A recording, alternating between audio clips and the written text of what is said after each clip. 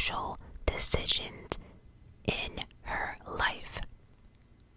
To become a nun herself, or to go out in the world and become something. Did you know that Coco Chanel had been brought up in an orphanage run by nuns since she was 12 years old?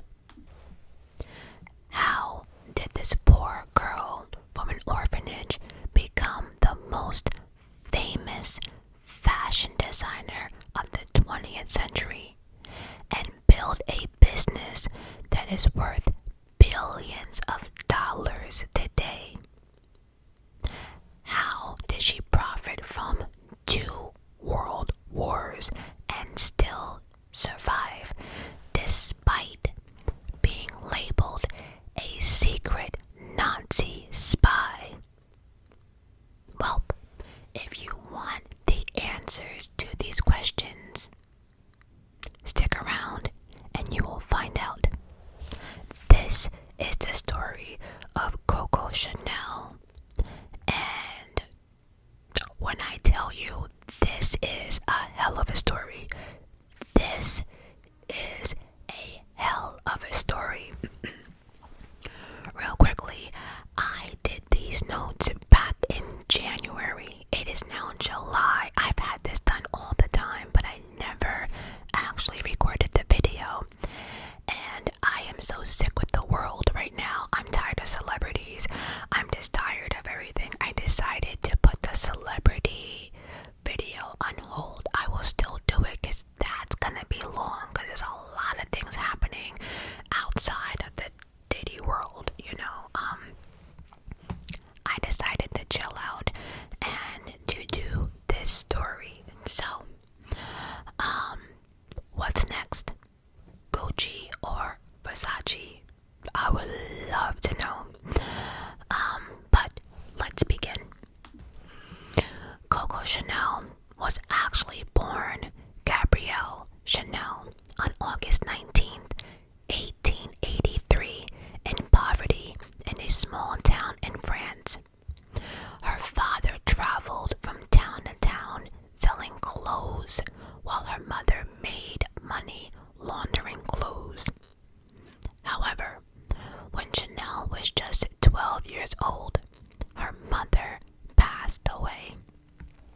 And soon after her mother passed, her father completely abandoned her, sending her to an orphanage run by a bunch of nuns. Those nuns turned out to be stricter than Chanel could ever imagine.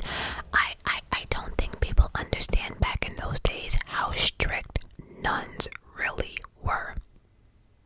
Oh, by the way, she never ever saw her father again. Yeah, he gets the Father of the Year award. Oh, definitely.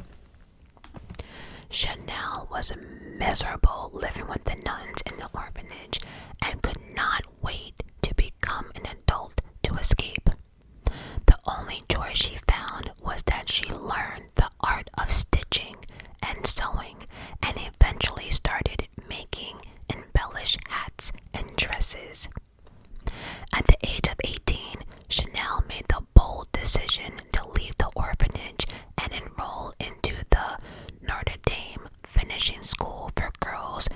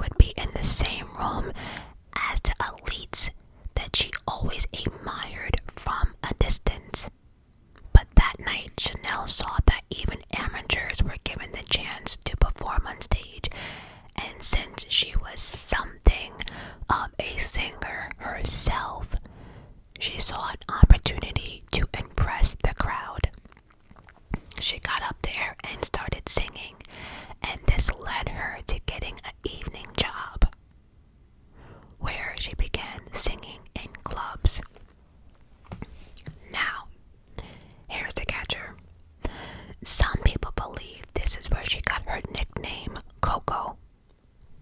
CoCo, CoCo, CoCo, CoCo, as she often sing lyrics in her songs, with the lyrics saying something like, "Who has seen CoCo?" So I guess she would use that, and that was just like her stage name. However, Chanel herself once claimed the name CoCo was short for the French word for kept woman. So I guess everyone can make their own interpretations on how she got the CoCo name, whether it was because she sang it in lyrics in her songs, whether it was because it was a nickname, I don't know, but she then became Coco Chanel. The problem with Coco Chanel is she was pretty much an unreliable narrator of her own story in life, as she frequently changed details of her past. So at one point it was like she probably didn't even know the real story, right? Just always trying to fit in.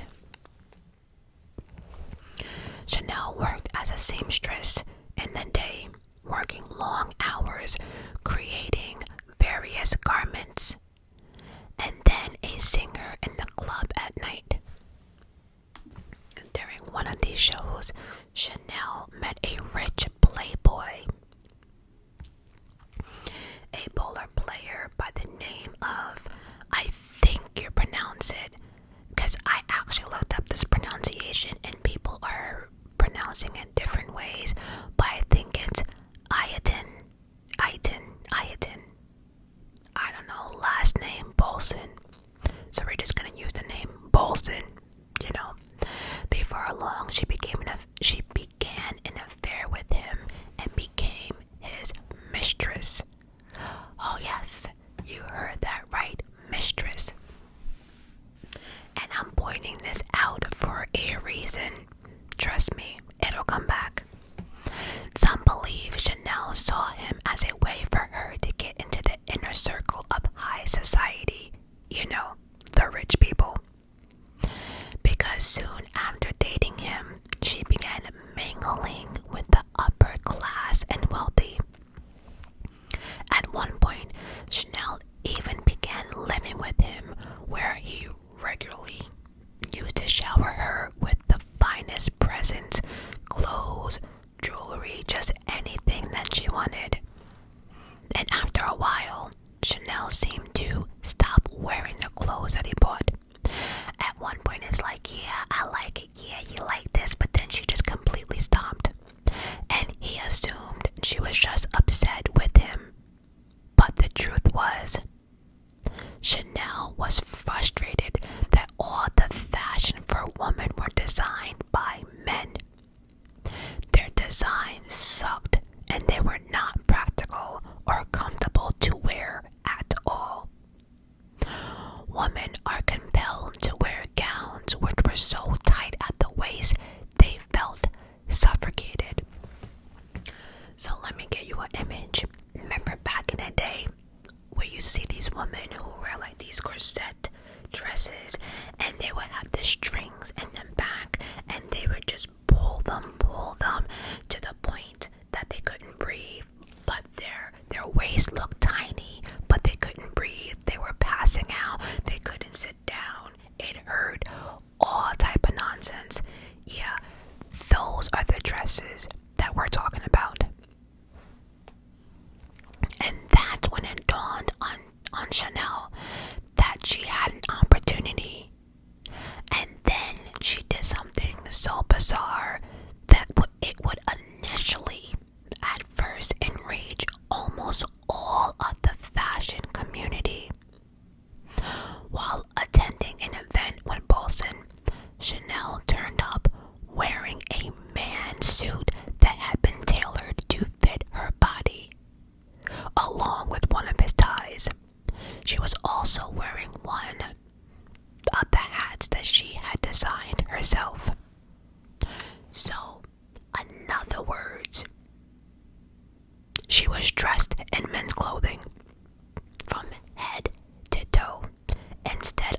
said dress.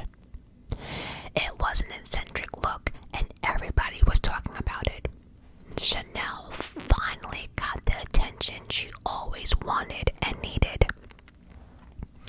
After this, Chanel began working on her own design, trying to make the point that a woman did not need to wear tight dresses or long skirts all the time. Luxury and class could still be comfortable. Chanel continued to raise eyebrows with her clothing, and Paulson, again her lover, was so fascinated by her invented designs that he gave Chanel a small room in his store where she could pursue her hats, making, clothes and all that stuff. The problem was her lover, Paulson, just saw this as a hobby. He was like, yeah, that's cute. My boo-boo likes to, sew a couple things together. But Chanel, oh, yeah, she had her own agenda. She was planning to make this her career. She was determined to turn it into a business. But there was one problem. Chanel needed investments to make this happen. And while she knew many wealthy men who would shower her with expensive gifts, that was cute and all. But when it came to them investing in her businesses, none of them took her seriously. Nobody had faith in her. I don't know if it was because she was a woman, but nobody had faith. Everybody wanted to be with her, called her beautiful, called her talented, whatever, but nobody wanted to take the chance on her.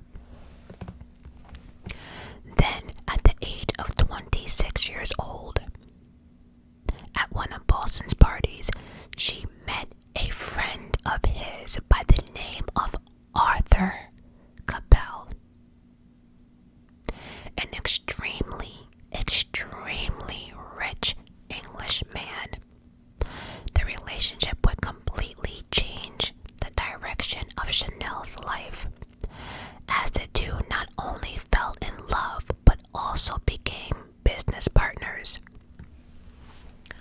Chanel no longer wanted to be Paulson's mistress and left him for Arthur, and the couple moved to Paris. Arthur believed in Chanel and saw her talent, and so in 1910 gave her the help that she needed to open her own small store in Paris, initially selling hats that she made. Despite Arthur putting up the initial money and offering some of his business experience to help get things started, it was all Chanel.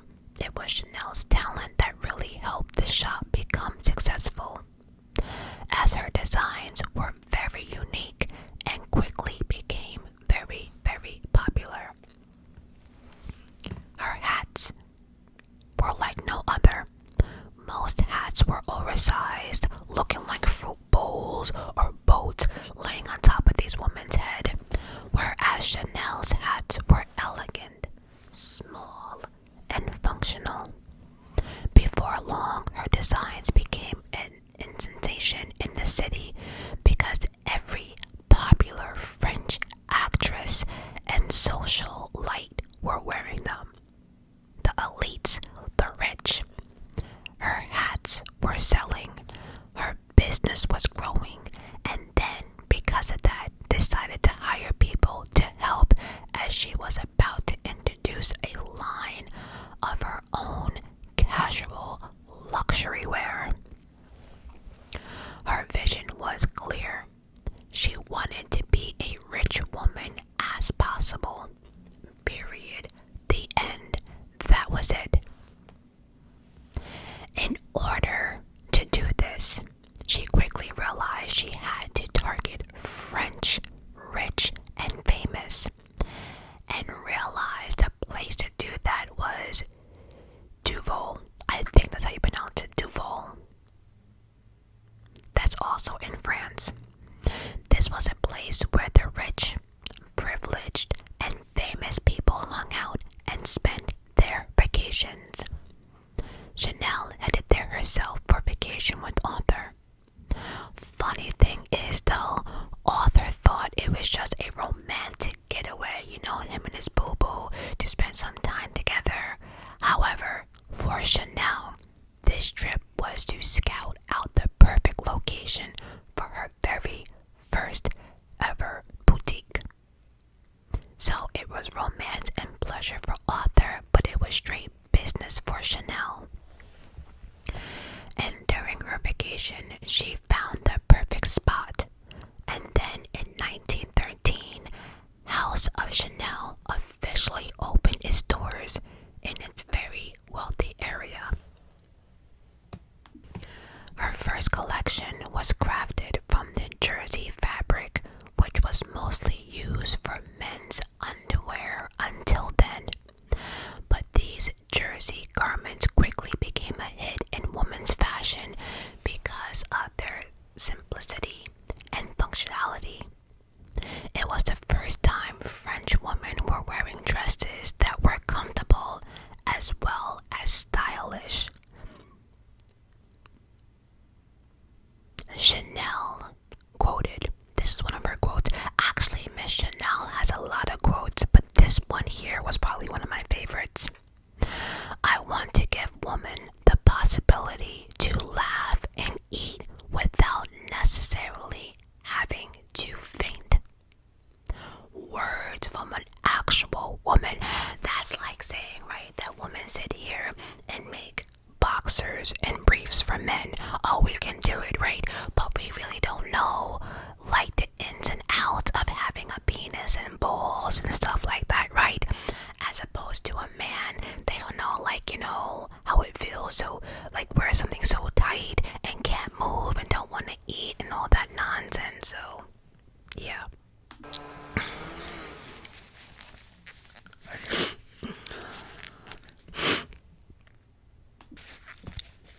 My allergies. Okay, so for like most stories, Chanel was on cloud 9. Everything was working well. She was in the spotlight. But then it all came crashing down.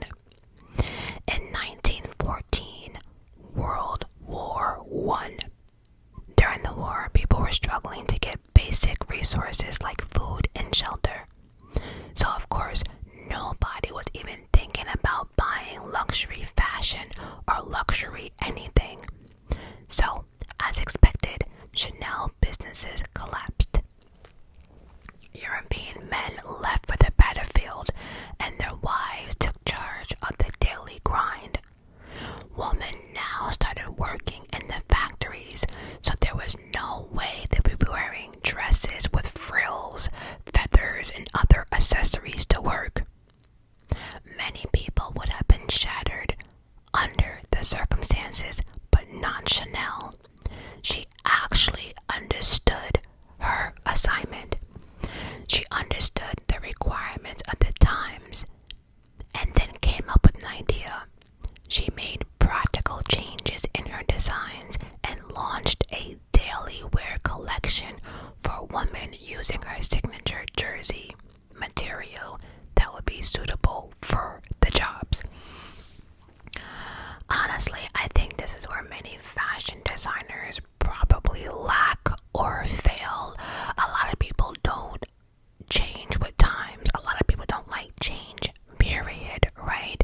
But the fact that you can sit there and look at the changes and look what's happening and adapt to them, make it make sense. But many people don't really see it that way. But even in the music industry, right? Some people just stick to the same thing they know, but it's like, okay, can we get some new music, something more modern, something this? Change is okay, right? It's the fact that people don't like to take the risk to change, and stuff like that. Her jersey dresses became a huge hit amongst women in the workforce,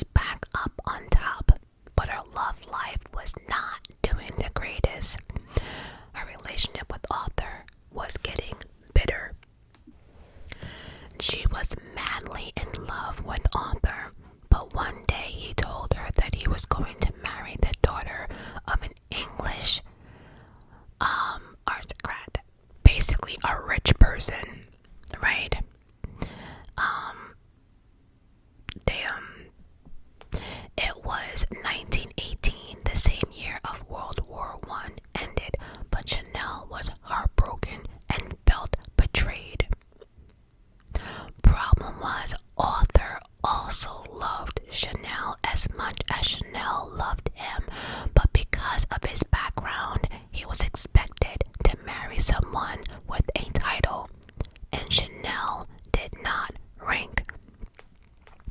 However, even after Arthur got married to another woman, Chanel continued both their business and romantic relationship.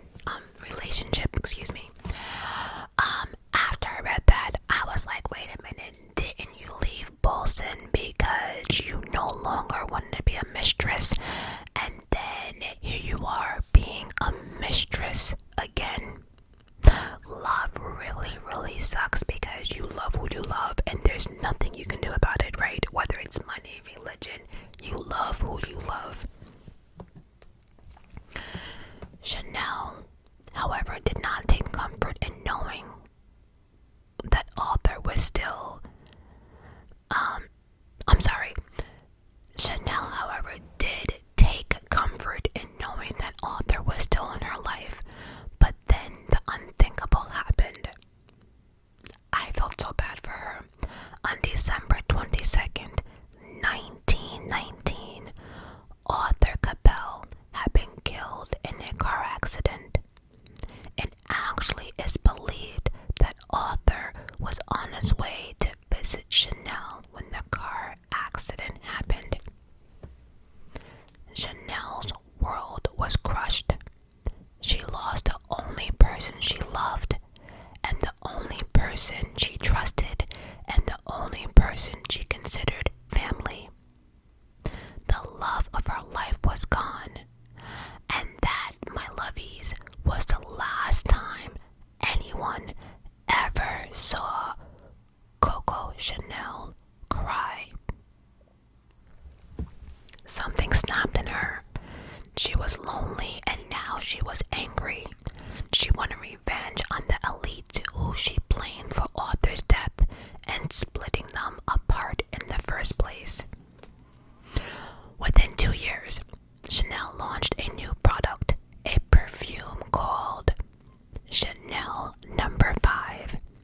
It was released in 1921, and at that point, women were only really wearing oils that had one single scent, like vanilla. Okay, let's talk about Chanel No. 5. I have a love-hate relationship with this perfume, if I'm being honest. My mother at one point loved this perfume. And for me, it was okay. It was okay, like with one squirt though. Like, you only had one, just one. There is something really powerful about that scent, Chanel No. 5. I don't know what it is, and I'm not even saying it's a bad smell, but if you squirt too much on, you are passing out. It is just like, I don't know. And now that I'm older, I don't know what it is. I don't know, but the moment I now smell Chanel No. 5, I automatically think of like the rich royals, you know, like anything Queen Elizabeth-ish, you know, like that type of royal money. It's just like a rich, like you just know you're rich, right? I guess what I'm trying to say is, as of now at my age, I don't really care for it. They now have a scent, I forgot what it's called. It's called Chanel No. 5 something else, but now it's not as, I guess, potent as the other one. It's more of like a lighter Chanel No. 5, which I like it better. It's not as strong. But real quickly, for 1.2 ounce, that's $108. 1.7 ounce, $138. A 3.4 ounce is $172, and a 6.8 ounce is $258. And don't get this twisted, this is not like perfume and lotion and a shower gel, like a cute little set. No, this is just for the perfume. just wanted to make sure that I'm clear on that part. Alright, so like I mentioned, at this point, women were only really wearing oils that had one single scent like vanilla, whereas Chanel No. 5 had mixed different scents together and created something unique, which soon became a symbol of class and luxury. Chanel No. 5 became the biggest selling perfume in the world, and of course is still very popular even to this day. It was such an iconic scent that when Marilyn Monroe was asked what she wore to bed, she simply replied, "Just a few drops of Chanel No. 5. I know that's right. And so Chanel now had a problem, and it was a big one, with her lover and business partner, author, no longer here. Chanel needed a new business partner, since back then women actually could not have their own bank accounts.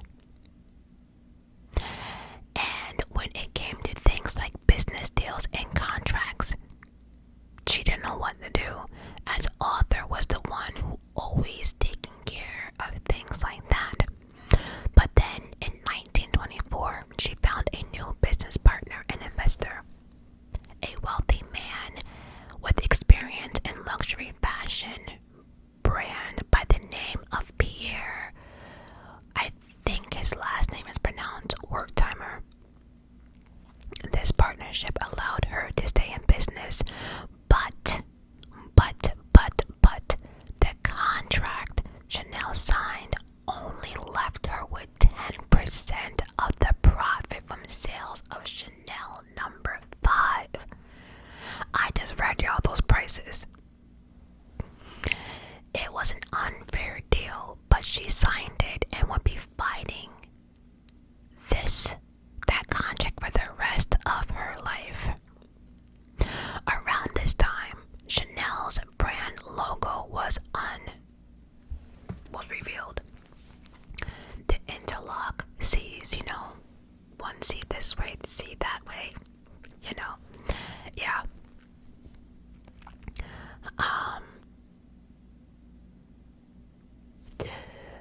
I should actually, just curious, let me look it up real quick. And so, just for a quick look, I actually looked up, oh, this is just too much, hold on a second.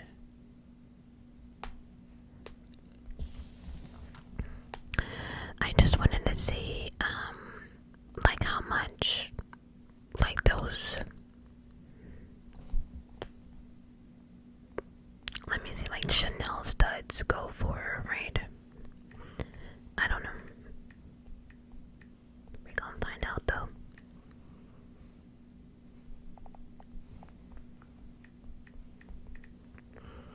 I'm not sure why I'm not even on the Macy's. They all, you know what? They also have other Chanel scents that I like. I should have started with that because I'm looking at this one here. This one. I actually have this one. This one's. Let me just stop. Hold on. I don't know. I don't know why it's so hard to bring up. Alright, so let's just say a Chanel with the interlock C's, some small earrings, well, like these earrings here, these right here, those go for like $1,500, and then you can just kind of see those prices there. I don't know if you really can see those, but like the necklace goes for $725, and I promise you it's probably like this small. And then there's a Chanel choker that goes for almost $2,000, so they are still pricey. Anything Chanel, as I go further into this, like all these earrings here, like this one,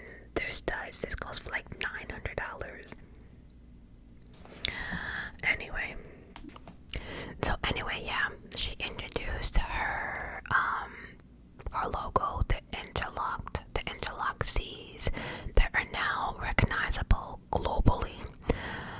She also introduced several trends that would have a massive impact on fashion, such as the two-tone shoe and little black dress. I think everyone has a little black dress somewhere in the back of their closet, along with swimsuit and sportswear for women. At this point, Chanel is dominating the fashion industry, and she is also dating the Duke of Westminster, I guess. I don't know. And as a result, Chanel got invited to many royal functions and even befriended Winston Churchill.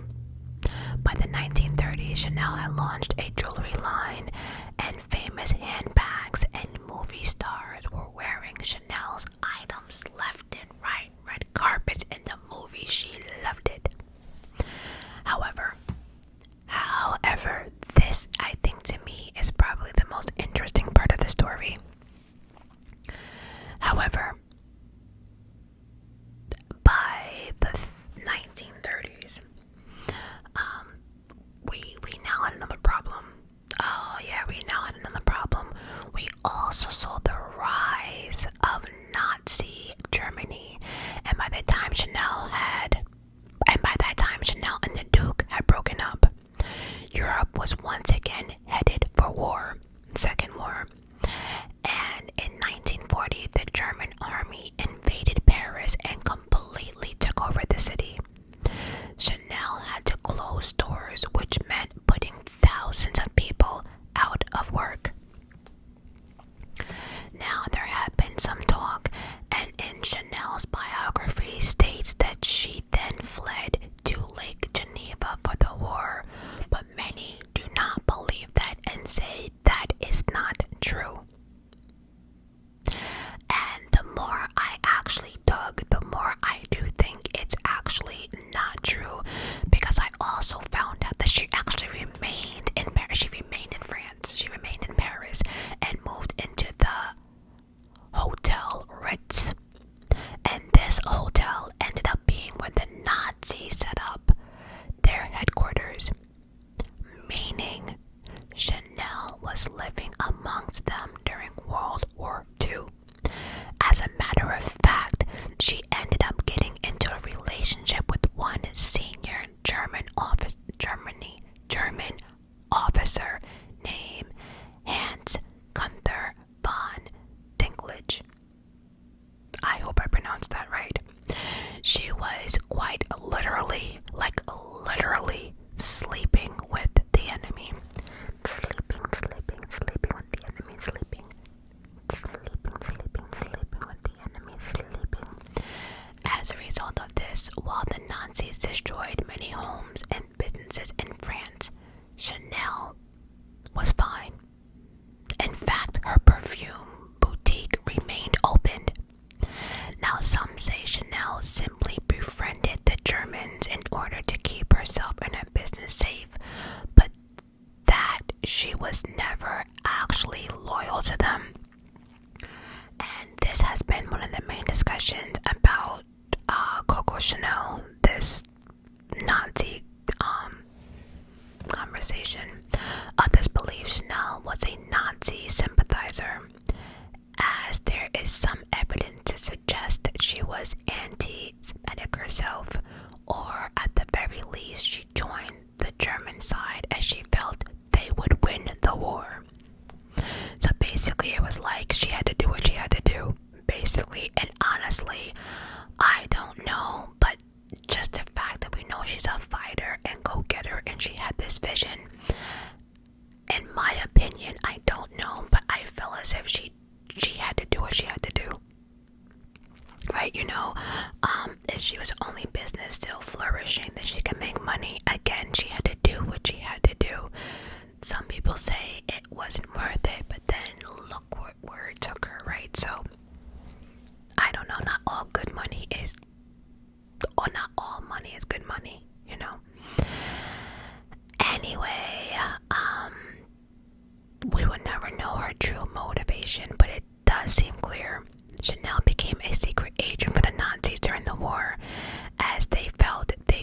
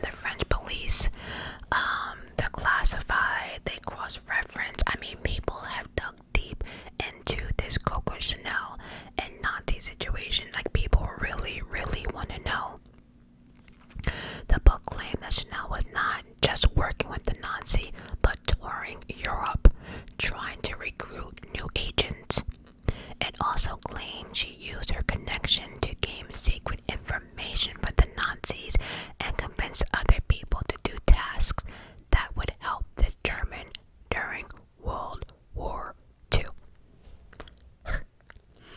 According to these classified documents, in 1944, the Nazis even sent Chanel on a mission to negotiate a surrender with the Allies, as she personally knew Winston Churchill. However, he rejected the deal. Since that point, it was become clear Germany would lose the war. I don't know. I think stuff like that, like the last line I just read, I think if that was the case, more people would have more information on that part. Again, according to the classified documents, in 1944, the Nazis sent Chanel on a mission to negotiate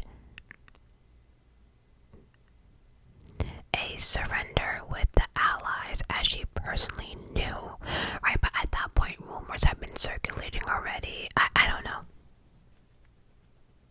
Anyway, however, for Coco Chanel, her reason for helping the Germans could well have been that she once again saw a business opportunity.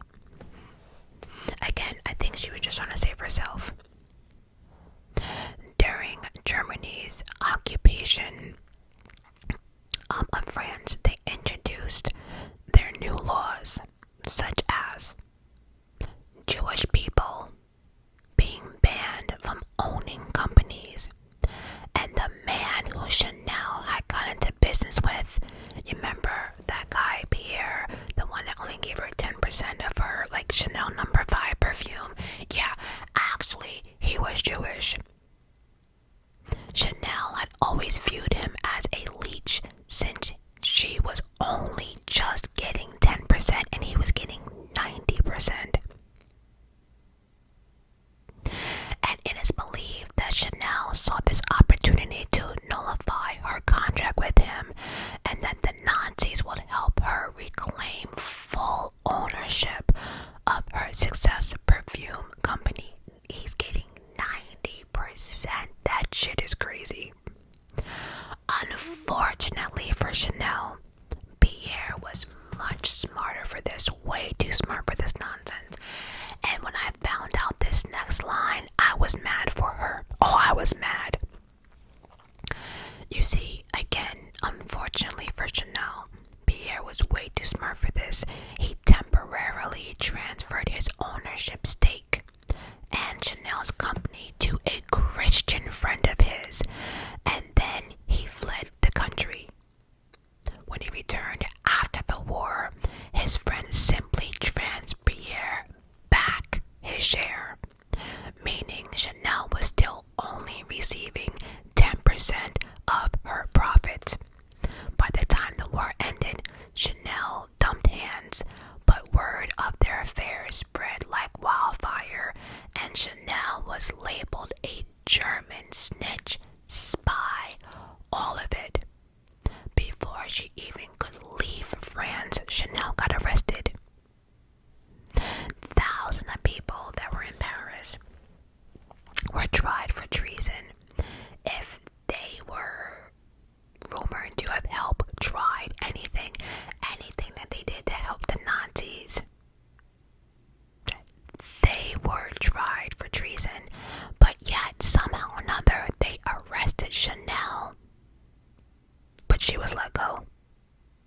She was taken in for questioning, but it was claimed that there was lack of evidence, so she was in charge, which is crazy because people have full-on books and everything else, but,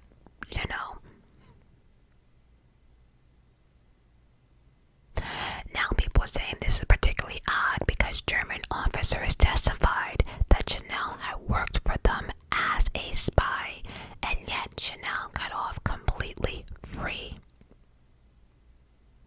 One optimistic theory here is that Chanel was actually a double agent and never was really helping the Nazis, but there is no evidence of this.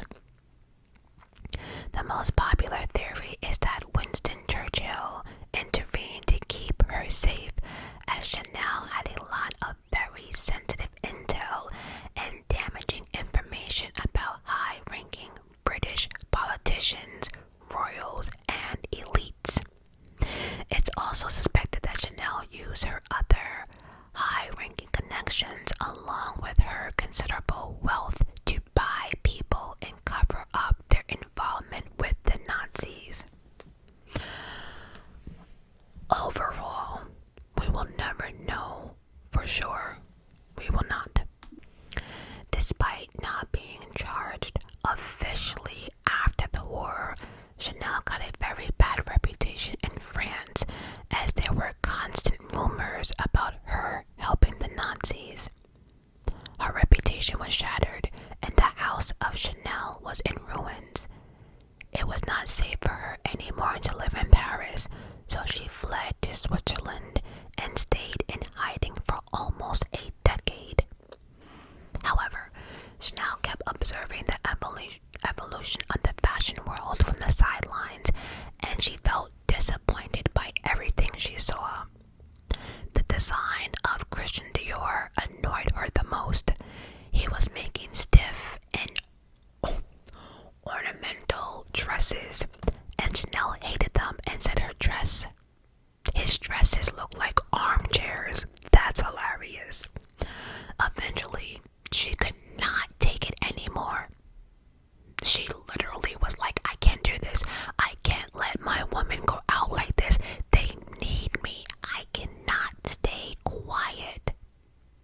She was convinced that the modern woman needed her, so she decided to re-enter the fashion scene. She wanted to rebuild her brand and legacy. Strangely enough, it was actually Pierre, the Jewish man that played her, that was getting 90% of her stuff. Yes, it was him who helped Chanel make a good comeback. Even though Chanel had tried to nullify their contract during the war and also unsuccessfully sued Pierre afterwards, like she was fighting this man to the T and nothing would budge. Why would he budge? He was getting 90% as she was only getting 10%. I can't get over that. But Pierre knew that having her on board again would ultimately help the company make more money. So why make an enemy of the person that's making you money? Let's forget the Chanel number 5, which really for me is just like, but let's make some more money. And that's what they did.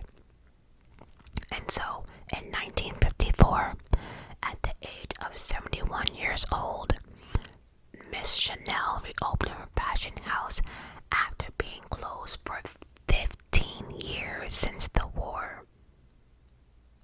The day she launched her new fashion line, the French media, they went in. Understandably, people have not forgotten her involvement in the war. They rejected her collection and called it a disaster. In France, there was nothing but bad publicity for her new clothing line. However, before long, her designs traveled to America, and people over here fell in love with them immediately. Whether it was because they didn't know of Chanel's involvement with the Nazis, or maybe they just did not give a shit. Whatever the reasoning was, Chanel's new collection aligned with the way modern Americans wanted to dress, and I don't think it really mattered if they knew her reputation or not. The fact that she was doing what the modern American woman wanted, it was a win-win. It was a win-win. Soon, Chanel's clothing was more popular with American celebrities and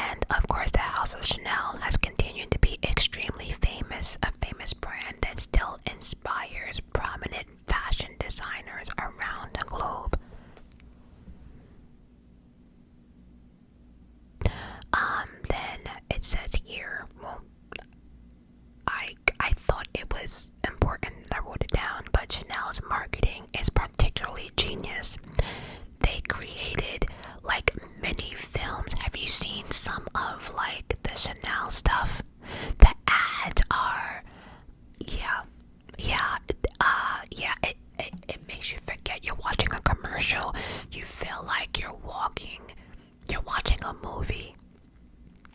I don't know. But even the business success, they still had some issues. For example, in 2021, they had an advent calendar that they released for $825. And for those who do not know what that is, it's a calendar that people get around the holidays, and day by day you open up like the little calendar and you're supposed to have like a prize or something to that effect. I don't even know. And so this particular calendar cost $825, and it generated a lot of bad press since it contained items like stickers and pins, and for many customers felt like the brand was ripping them off. If you bought a advent calendar for $825, you would think that you would have at least 2 squirts of like every perfume possible in the Chanel like lineup, right? You would think you would have like, I don't know, one time to put on some lip gloss. $825. Are you serious? And you're giving me stickers? Oh, absolutely not.